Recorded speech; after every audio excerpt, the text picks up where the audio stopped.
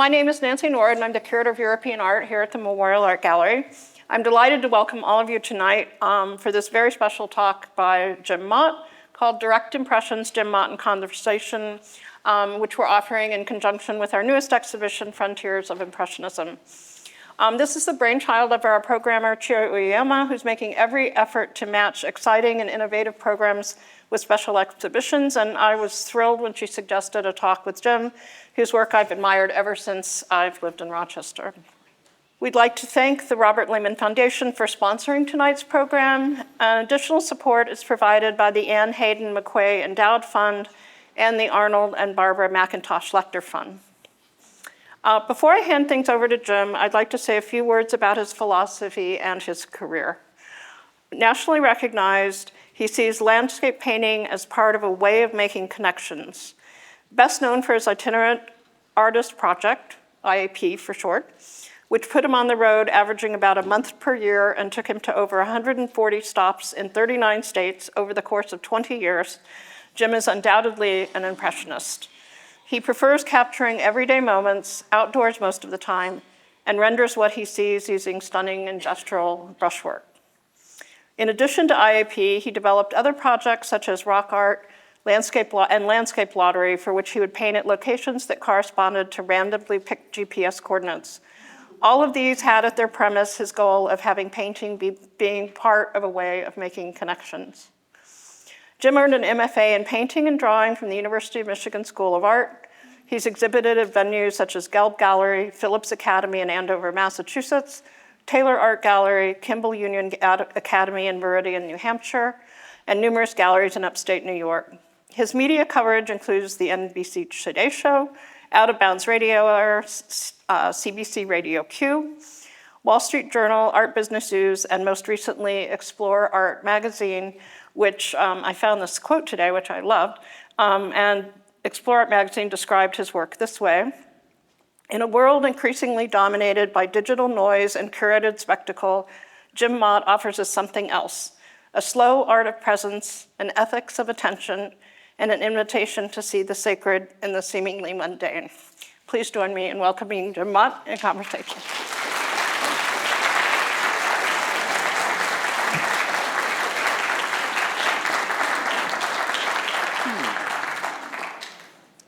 Well, thank you, Nancy. You're very welcome. Thank you for being here. I don't have to say anything now. No, Great. no, I think you do. I think that's why they're here. So.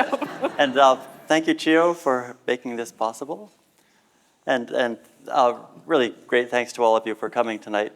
I've said it before in talks, but when I was in college, I did a series of night drawings that got the attention of the art faculty, and they gave me a special show. And so on graduation, I got interviewed by the campus paper, and they asked me what my goal was after college, and I said, to be a community artist. And I had no idea how impractical that was, or that there was no good job description or salary or health insurance. But that was my goal, and I didn't really know what it was. And now I feel like one, so it's really great. And I'm also even though I go around the country and sometimes get publicity and stuff, I'm very much a local artist. And a special thanks to all the other artists from the area who showed up tonight. I feel like, I don't know, many of you do work that humbles me, and I'm just honored that you'll be here to listen. When I go on the road, I bring the sensibility and I think the values of a local artist as opposed to a sort of New York corporate scene artist, and I think that those are important values and interests. And I always wonder why sort of local food and local beer and local music are celebrated a little bit more than local fine art. And maybe we can change that. I don't know. So tonight, I guess, besides talking about my art, we're going to talk about the beautiful Impressionist, Frontiers of Impressionism show that's here. I hope some of you have seen it already. How many of you have seen it? Okay, good number. Good. Okay, we're all set. We're going to try to weave it into my discussion of my development as an artist and something that I'll be talking about my projects a little bit. I'll try not to repeat too much that I think probably half of you have heard all about my projects before, but some of you haven't. I haven't.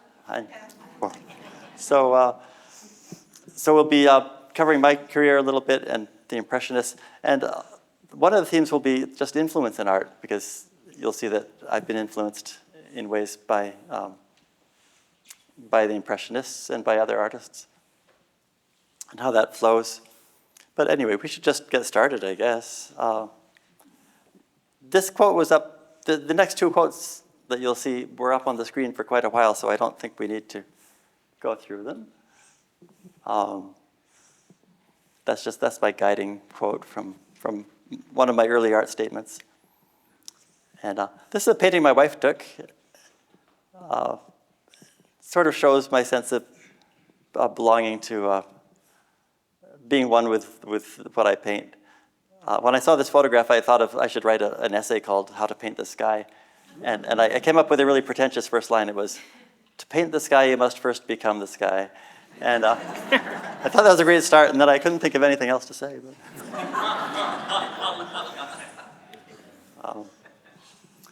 This quote was up already also, but I did want to say that when I was quite young, and you'll see some drawings from when I was quite young, my mother's here. I'm supposed to pretend she's not here so I don't get nervous, but Gail Mott, and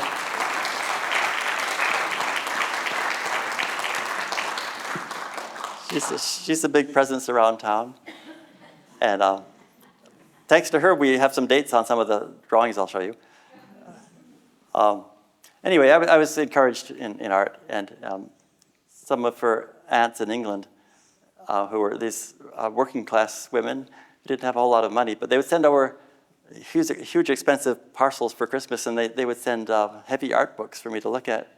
And John Constable was my first early favorite. He was the British landscape painter. I'm going to start with this is just a sampling of some of my favorite pieces to show my interests. I like nature, I like birds. There's let's see if I can do this. There it is.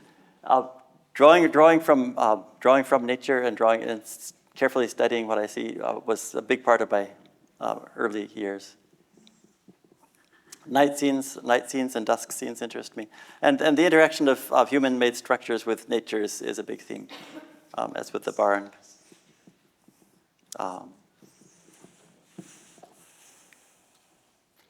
So just by coincidence, after I got invited to give this talk,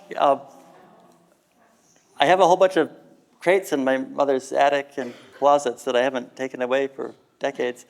And I took one, I've started to take them away to a store in my own house. And I opened up this box, and it had all these things. You're going to see the best of the best.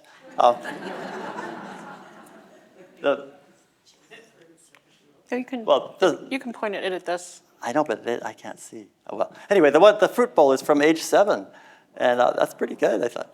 The one below that is age 8, and it's birds. I was much more interested in nature, and especially birds, than in art per se when I was younger. And I did a little field guide for my parents. That's one spread from it. It was called Birds Seen Out the Window. But hugely influenced by Arthur Singer's Golden Guide to the Birds, and his son is here with us tonight, Alan Singer, one of my friends and mentors. And then the drawings from age 9, I think, of the landscape.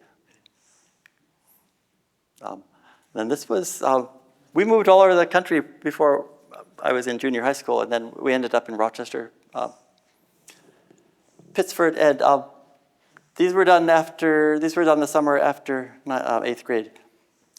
And I liked the little watercolor of the flowers because I remember doing that. And I remember paying attention to the colors of the leaves, and instead of just doing green leaves, I was trying to get the change of color as the summer was coming to a close. And then I started to notice that the little pinkish orange color went well with the green. And so I think that's the first maybe painting I did where I was really thinking for myself as an artist. I don't know. It's great you saved it. Well, my mother saved it. And then the one on the right is from Powder Mill Park.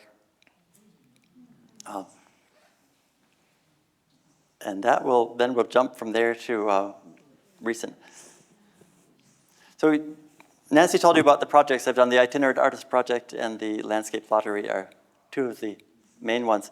And for all of my projects, I've used a small format about this big to paint on. I'll explain the projects in detail more later. But the two on the left are from my Itinerant Artist Project, and all the others are from the exhibit. So I was wondering if you could, because there are 52 paintings in the exhibition, and I had nothing to do with these slides. This is all Jim. So I was wondering if you could tell us your reasons for these four, just in brief in terms of their influence on your work and why they attract you. Yes, and I'll try to be quick. One is just because I've always liked Corot, and so he gets one. And Sargent is, to me, the most virtuosic painter ever, and he gets one. The other two, I didn't know the painters. But this was to, I wanted to talk a little bit about just how you compose the landscape. Or, how is it that people started to paint scenes with trees in them? And since I'd had that one of the Powder Mill Park, what made me think of arranging trees and looking at them like that? And there are all these traditions coming down. So I think this particular slide was to show ways I've painted trees and ways other people have painted trees. And it becomes very conventional. How it becomes abstract, like the one in the upper right is a beautiful composition.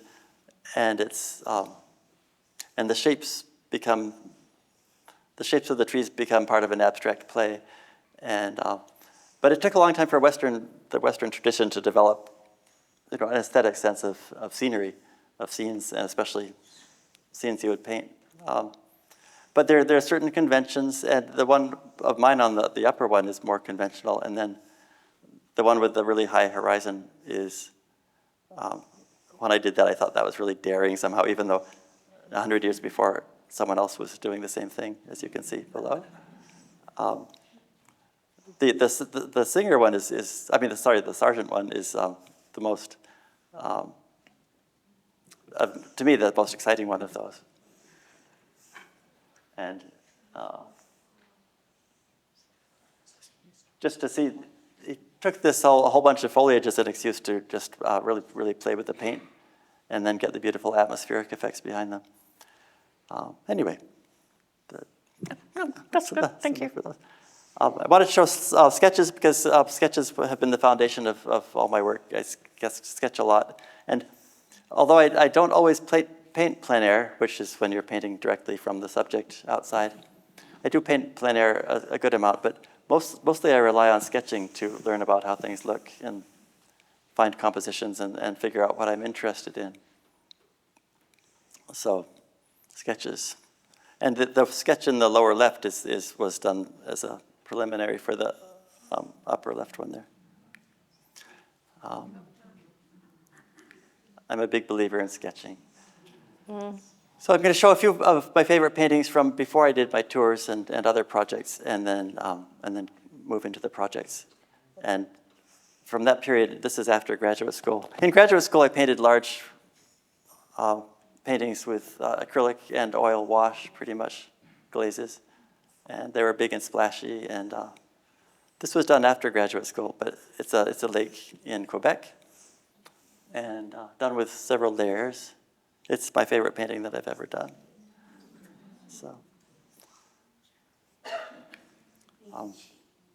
this is a Rochester city scene, treating the elements of the urbanscape as sort of like a collage.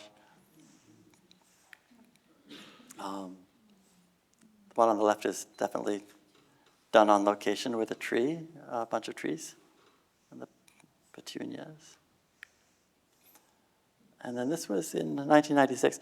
This was a breakthrough painting for me because I was really, growing up in Pittsford largely after junior high, I got really attached to the whole scene, the whole landscape. I knew all the fields and swamps and things. And if any tree got cut down or something, I'd get upset. If a whole swamp got dug up, I'd get really upset. I might be depressed for several months. But instead of retreating into despair, I decided to just paint it while it was going on. And somehow it became a really cool painting that I liked. And there's something about accepting reality happened there. Also, it's the sort of thing no one else was painting that I knew about.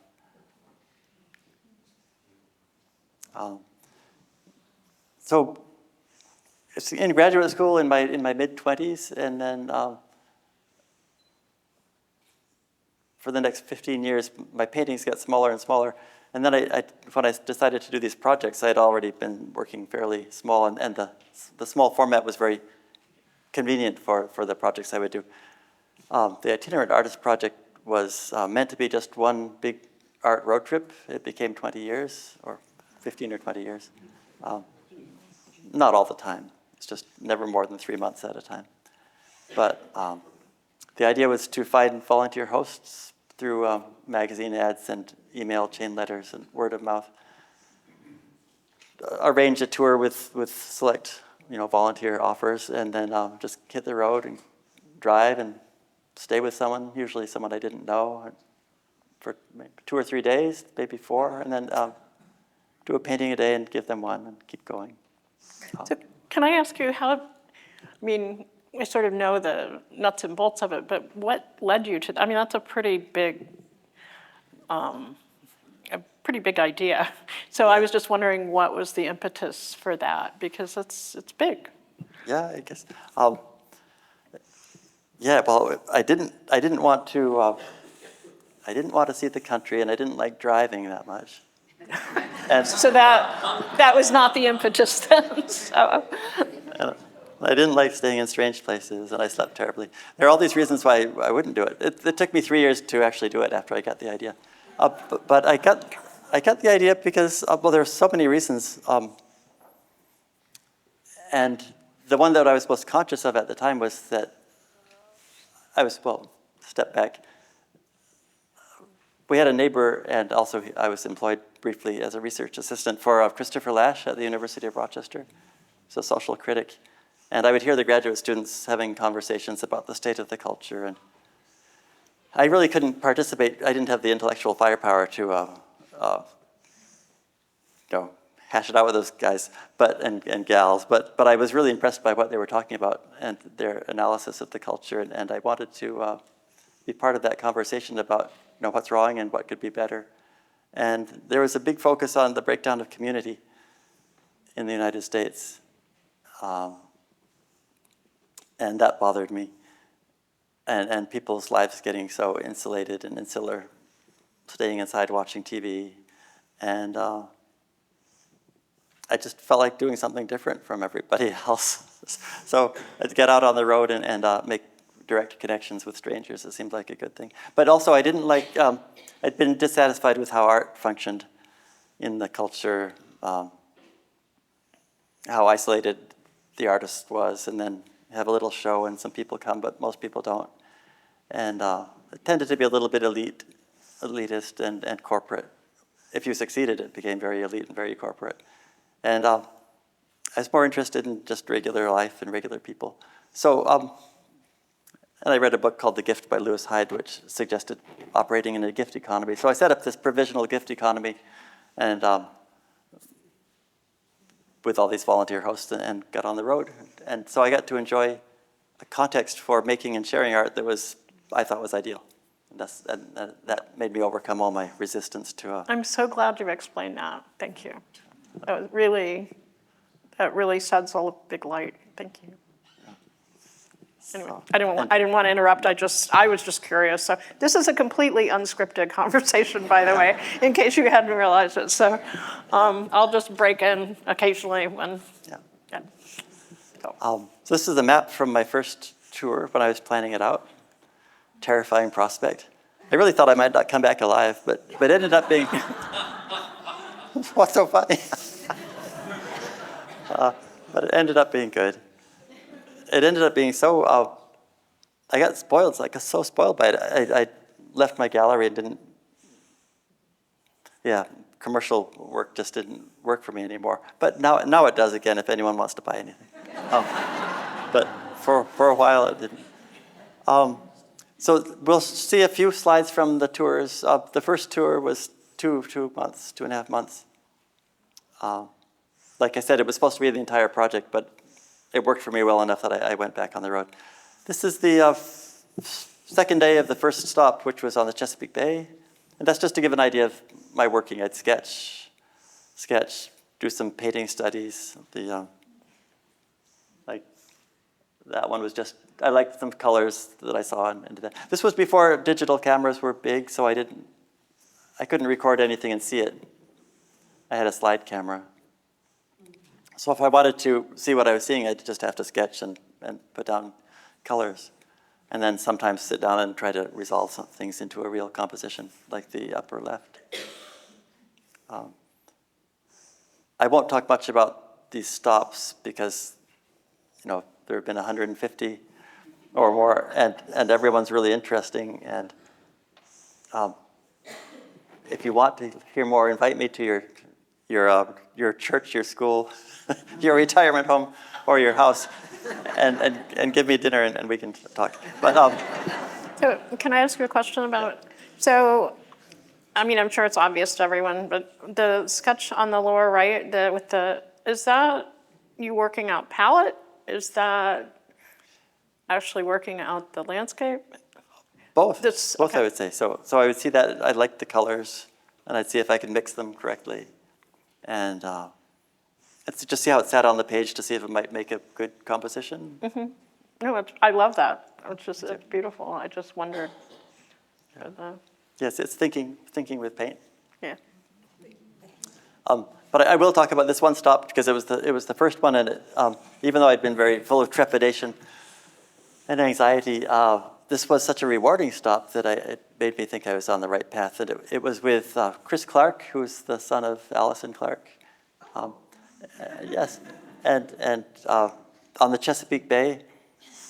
And even though I hadn't wanted to see more of the country than I'd already seen, I'd never been in the salt marshes of the Chesapeake Bay with someone who knew everything. He knew the animals, the birds, the mammals, the birds, the fish, the neighbors, the economy, the history, and he was a hunter.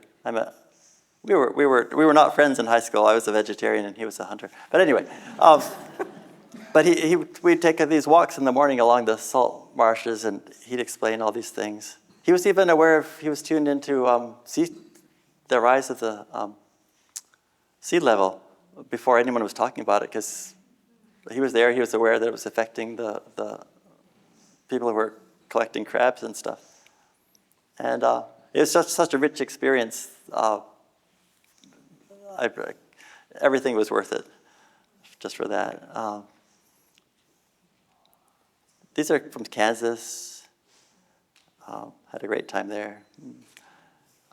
This is San Francisco, and it's just to show sketching and then painting from the sketches. That was way up in a penthouse with a view of some playground down below. Now that was right after the first tour. I painted that painting on the left, White Car, and it ties in well with this painting by Boudin, Sky. My painting was painted because I was out of film, and I really liked the clouds, and there was no other way to capture it, and I had paints in the back of my car, so just jumped out and painted fast. Really, that one you jumped out of your car and painted? The one on the left. Well, I know you didn't paint it. Yeah. That's amazing. So, I was trying to catch the cloud before it went by. yeah. It took that was probably 45 minutes. I thought it was interesting that you paired this with the Boudin. You told me that Boudin's one of your favorite painters, and we have a couple of works in the collection by him, but this one is much more sort of urban and finished than I think of with him, and it's a wonderful painting, but it's a great comparison with the one that you did with the sky and the water and the reflection and that sort of mix of urban and. Yeah, well, all the structures that he's painted in there. Right. He was a lot more careful with his everything below the sky than I was. You can see the White Car is just barely suggested. But Yeah. it's a nice combination. It's a really good comparison. The first time I walked into the East Wing at the East Wing at the National Gallery. Sorry.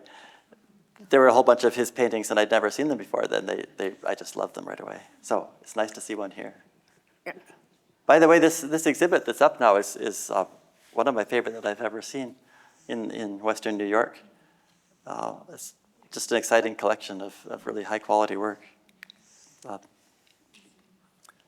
Let's see. So the itinerant artist project continued for several years, and this was I focused on New England a lot. Not all the tours were cross country.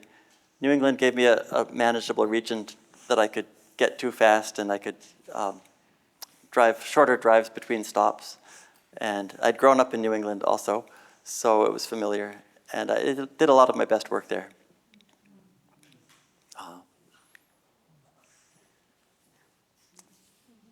In 2012, so I did pretty much one tour a year for, I think, 17 years. And some of them were only about a week long, and some were 3 months long. So it was an average 4 weeks or so. This was Eastern Great Lakes. I feel compelled to honor Margie Searle, former curator here. Yeah. She helped get me going on this particular tour, and she was a great friend and mentor. She would have loved this. Yeah. Yeah. And this was right after Hurricane Sandy came through. So it was bad timing because I'd set it up, and then it was just rain for 2 weeks. But that led to, sometimes when things aren't obviously pretty, like pretty day, pretty subjects, then you have to work harder to make things interesting using your own resources, and they tend to be more interesting that way, the paintings. Little bit of social commentary coming in, even though it's really so subtle, no one would know it. The painting on the right was in Cleveland. It had this beautiful lush garden out front, but it had just been, someone had just been evicted, and there were signs up and stuff. So it was, there's something about the, I don't know, increase of poverty, the economic instability in the Rust Belt. Back to New England. It was fun to paint things that people wouldn't expect. The family I stayed with in, I think, Somerville thought I would just be doing beach scenes, but I painted the sidewalk, and the kids get really excited. It was fun to stay with families that had kids who would get excited by things, like whatever I would do. And I got to stay at Prout's Neck once, which was, well, actually 3 times. That's where Winslow Homer lived and painted. And he has a great painting in this show, this Hup. When I was in Prout's Neck, I was all excited because I thought his paintings were so great, I would be inspired and I'd be painting all the time. But as soon as I started to try, I was so intimidated, but I felt like his ghost was there looking over my shoulder. And I struggled and struggled and struggled for about 5 days. And the last evening, I just did a sunset with silhouetted rocks. For me, that was a fairly simple way to work, and I could put a lot of emotion into it without worrying about details because it was dark, and it came out all right. I don't know what Winslow Homer thought of it. Yeah, I think this is one of my favorite. I think Homer would have been fine with this painting. No, it's interesting that the Homer is actually in the exhibition because we don't usually think of Homer as an Impressionist artist, but of course he was doing things simultaneously with the impressions that are related, and you see that in his paintings, and I think it's interesting to see the Homer in relation to the Impressionist work, even though he would never dream of calling himself that.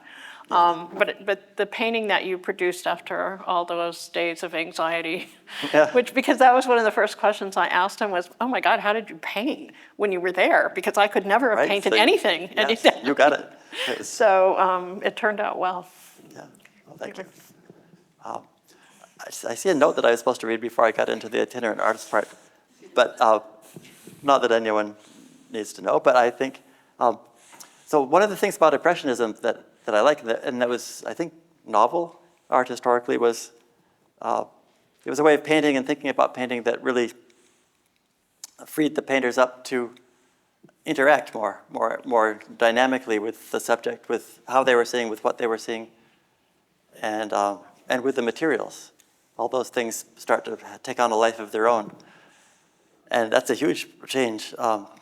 Also, painting everyday things was more, it had been done before, but they really made the whole middle-class Parisian scene or French scene subject matter. You think of like, I mean, I don't think anyone did it before Daubigny, but he actually had a boat that was his studio that he sailed in, and he painted on the water and I don't know that anyone did that. And Monet copied that, and other artists copied that. And then you had people having these networks, and these like Twachtman having his place where everybody gathered, and it's really interesting sort of movement. I'm pointing because Mike Farrell studies creative groups. He'll probably say something in the question and answer period. how they help each other. Yeah.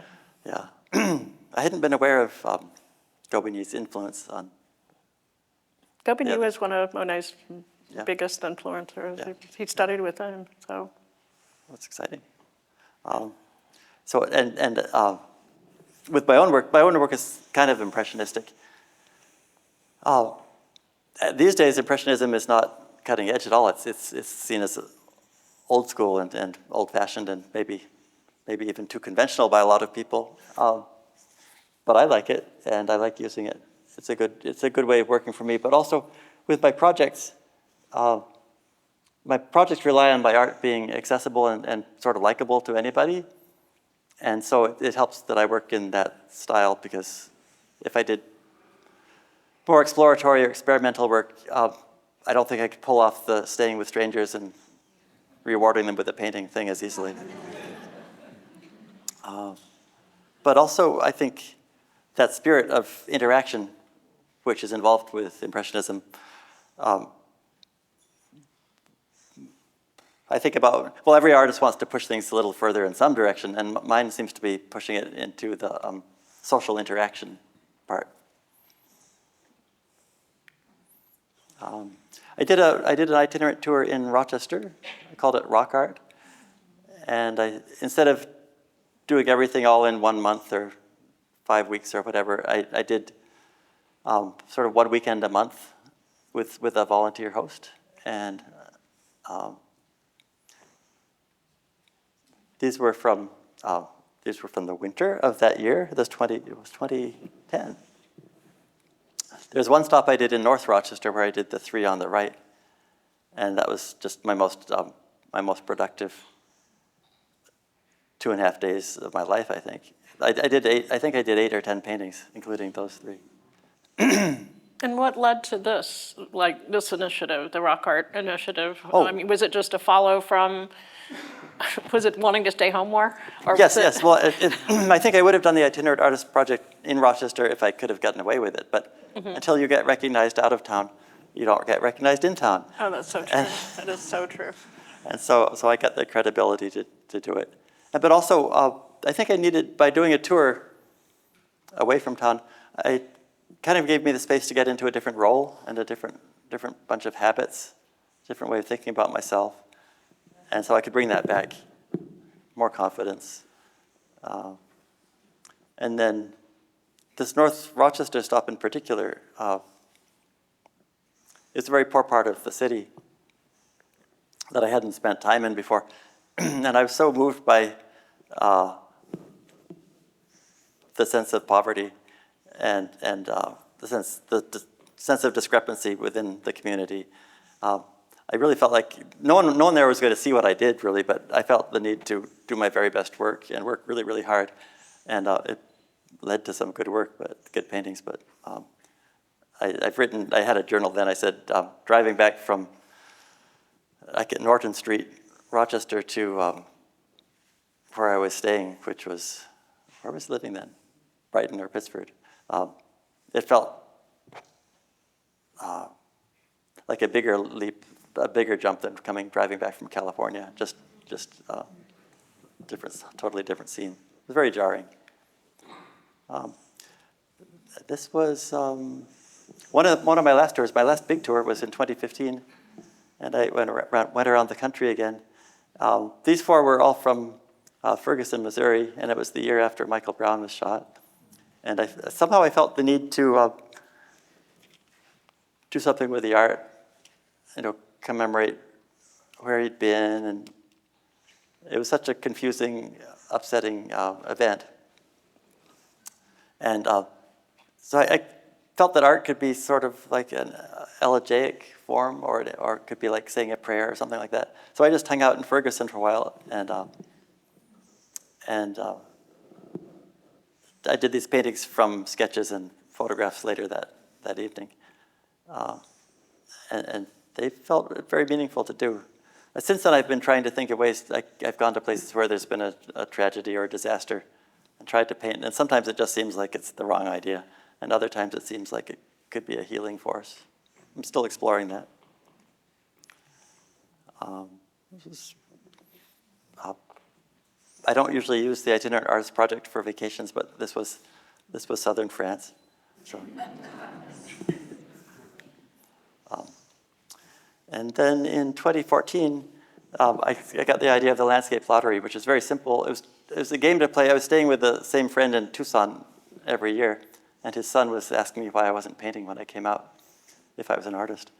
And so I wanted to make a project that would force me to paint, and that would make him be my enforcer, and that would be something interesting for both of us. So I just thought of taking a metropolitan area, Tucson, turning it into a rectangle and generating random GPS points within that rectangle, then going and painting whatever was there. And so it was just a fun game. But it turned out to be sort of profoundly useful for exploring a community and for getting past my own expectations or preconceptions about what should be painted. And I started meeting interesting people that I never would have met too. So these are just some from random points in Tucson.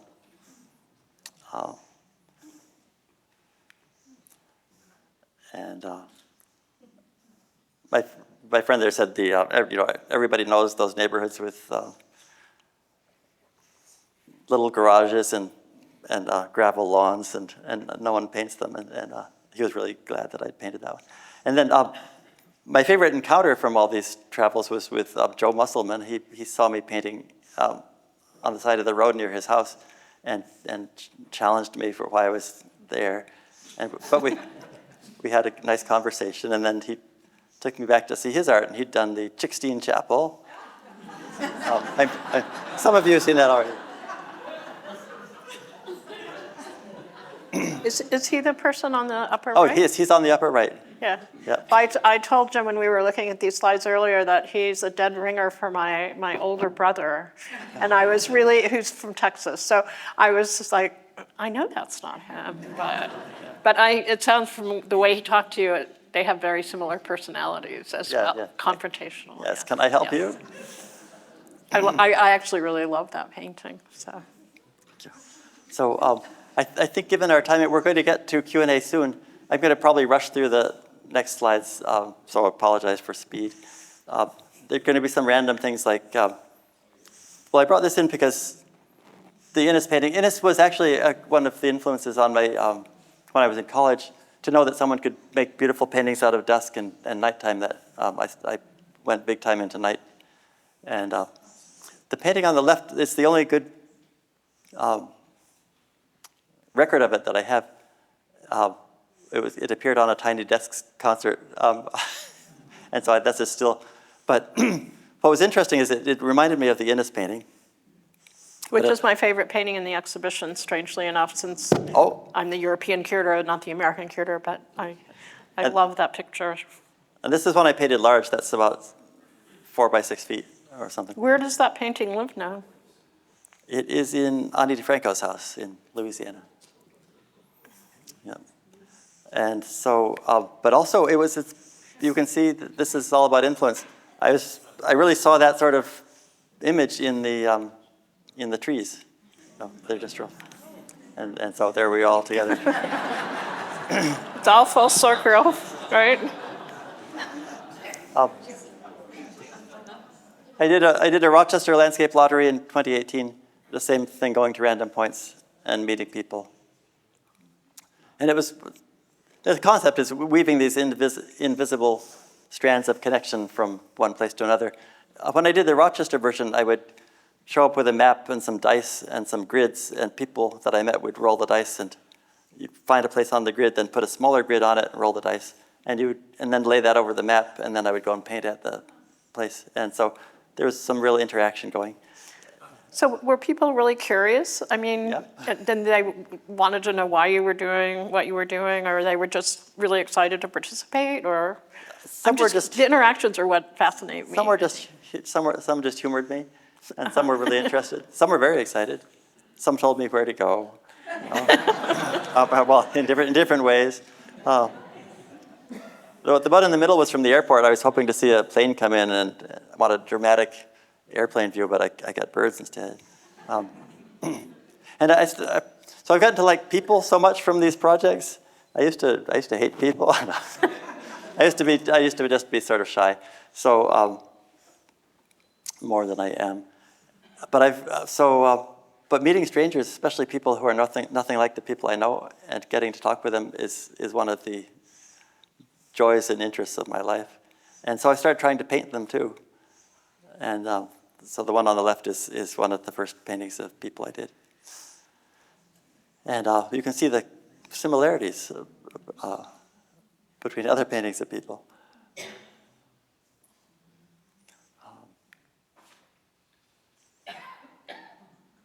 I should say, well, I shouldn't say, but I will.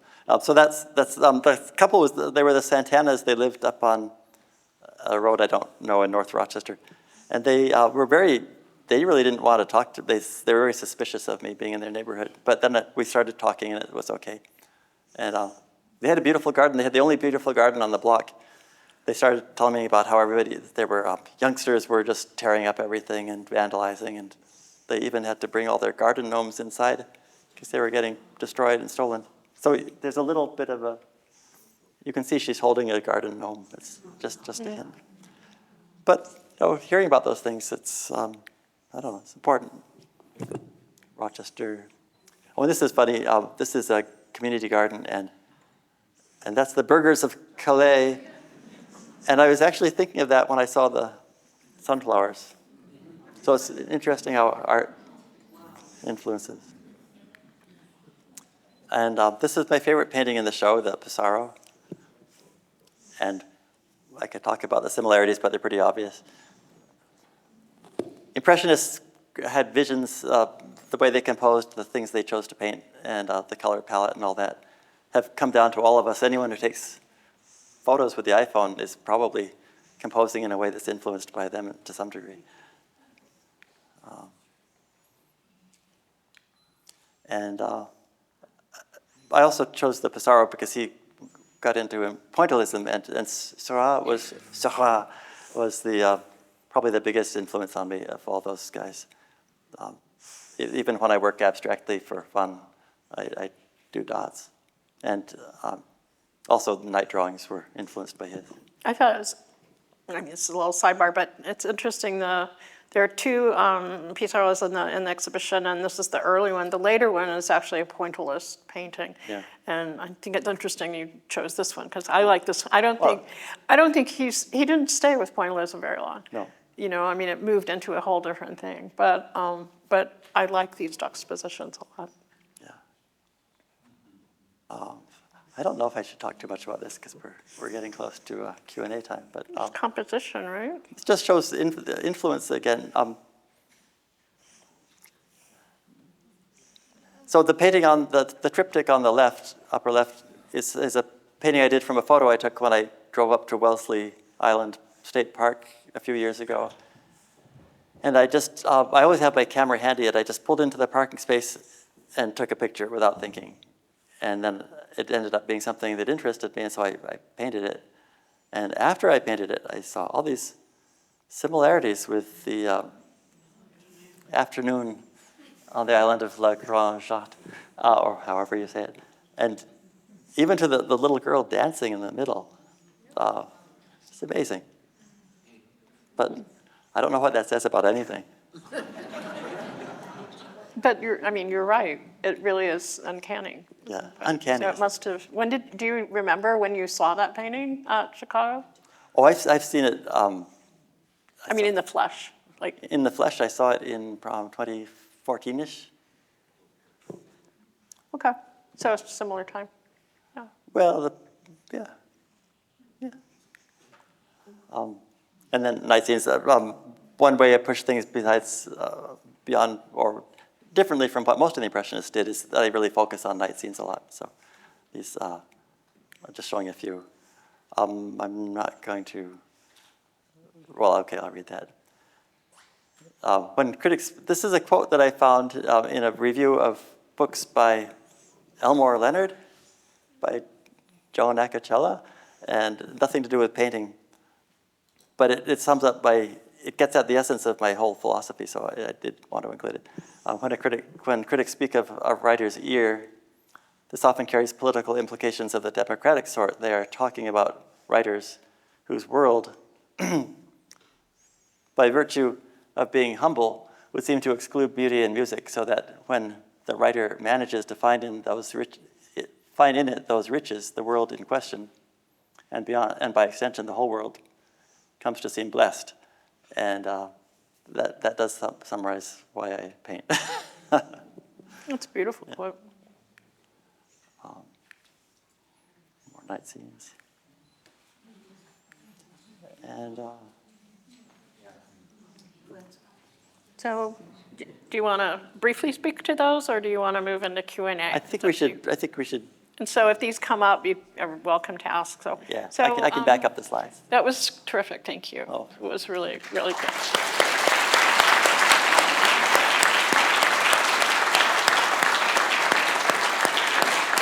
Oh, I love these too.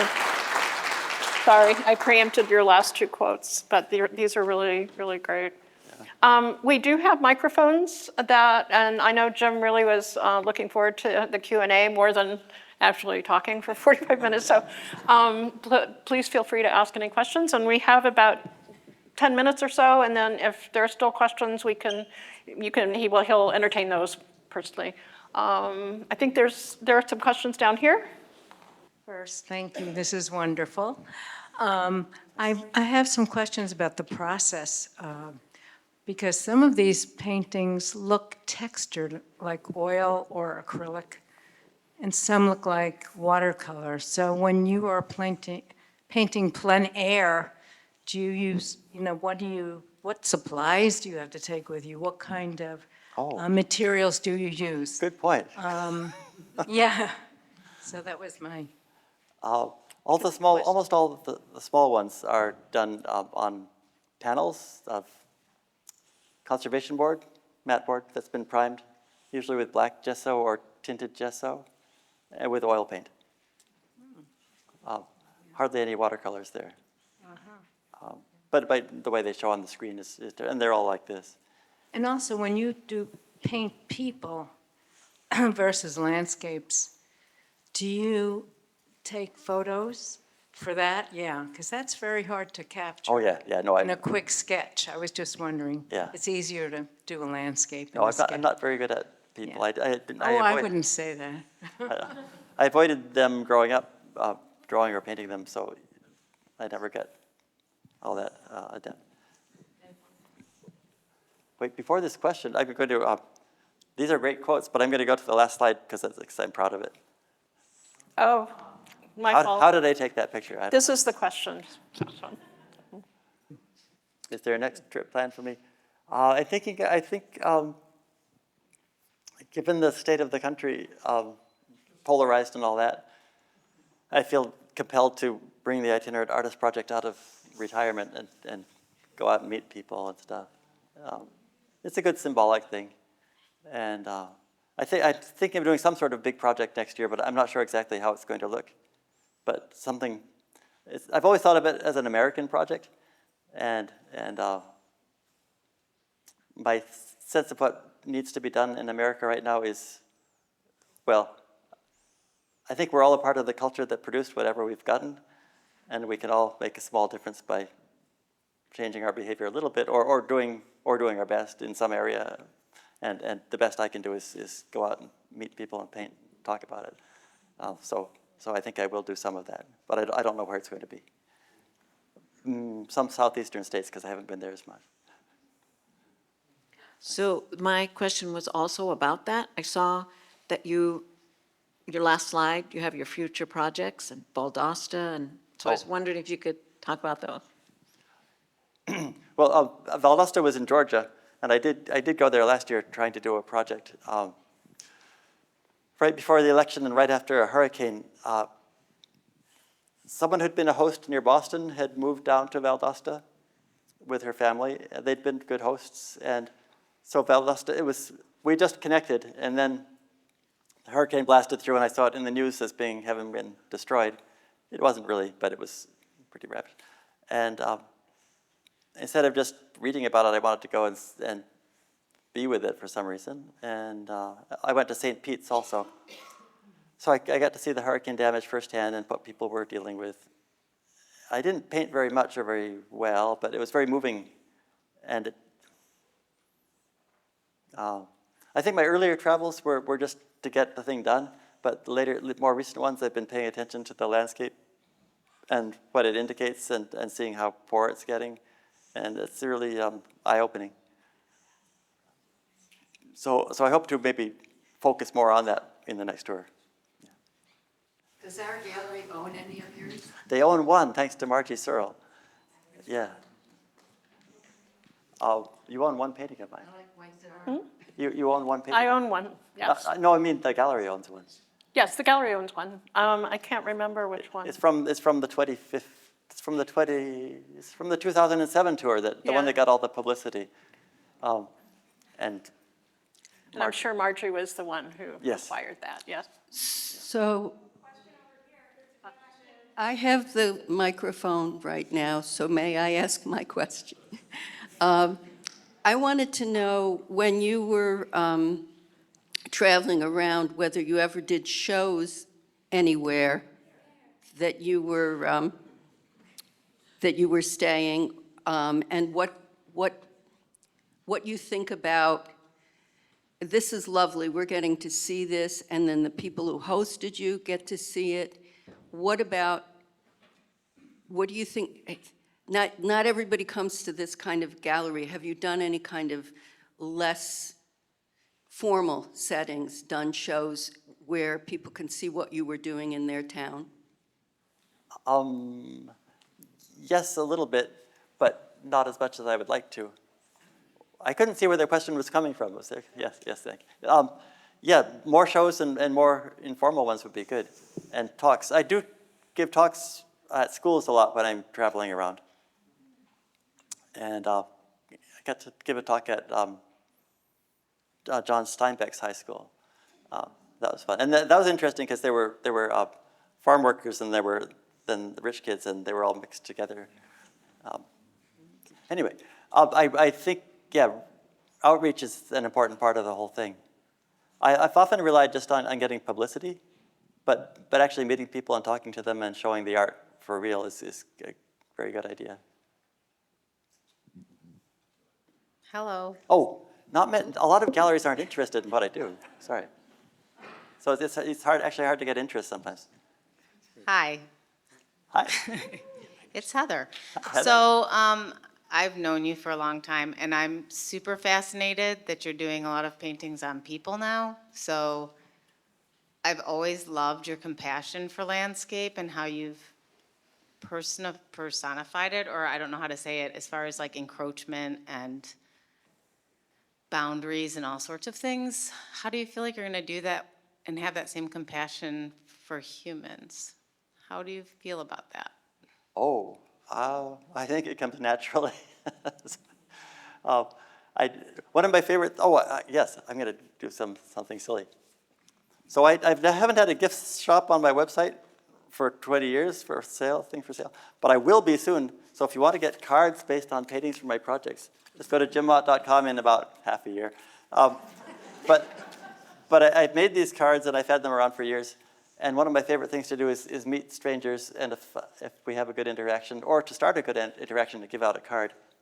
And I've met some really, really interesting people that way. and got to know them. But I've just been listening to people more. I have, I care a lot about people from all walks of life, and when I can connect, I'm happy. I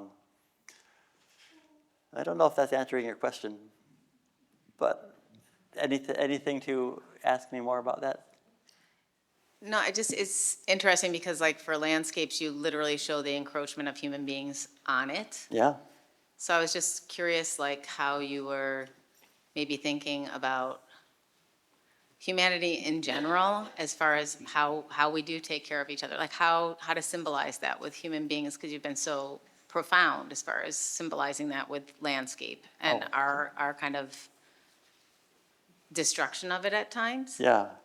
And I look at the current political landscape and just wonder, like, how we're doing it to each other.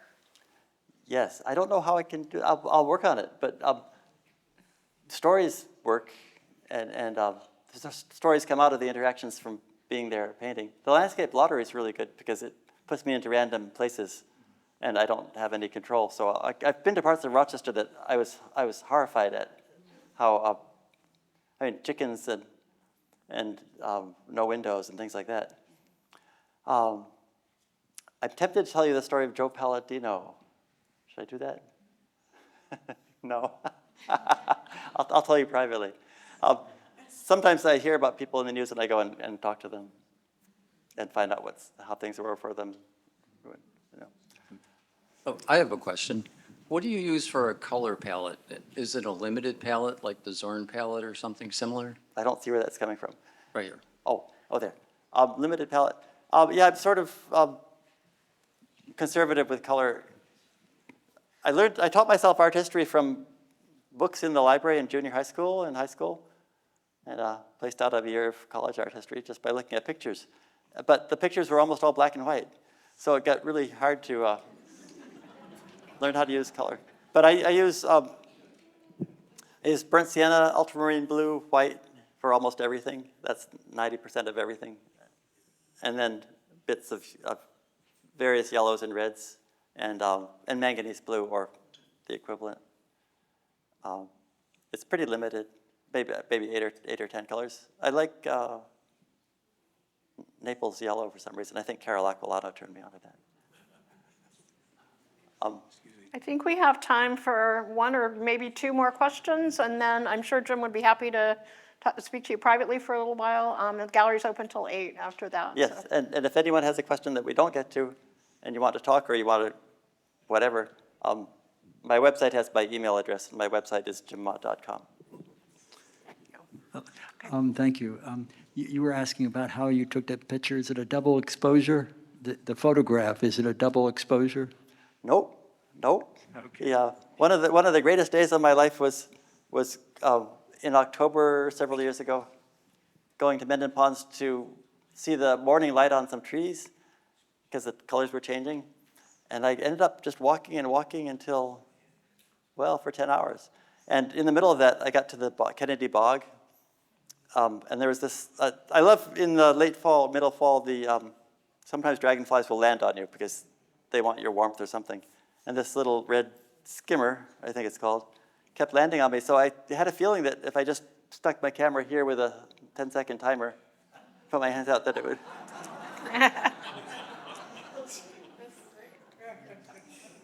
And that's the mark of a patient man. One more. I think there's, done here.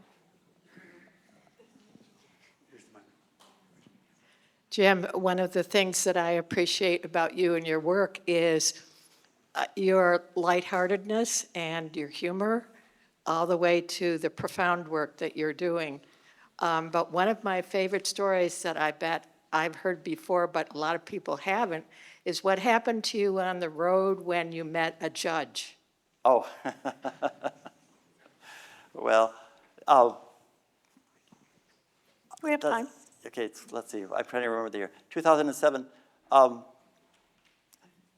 There was only one place in the country when I started the project that I actually wanted to see that I hadn't been to before, and that was Yellowstone.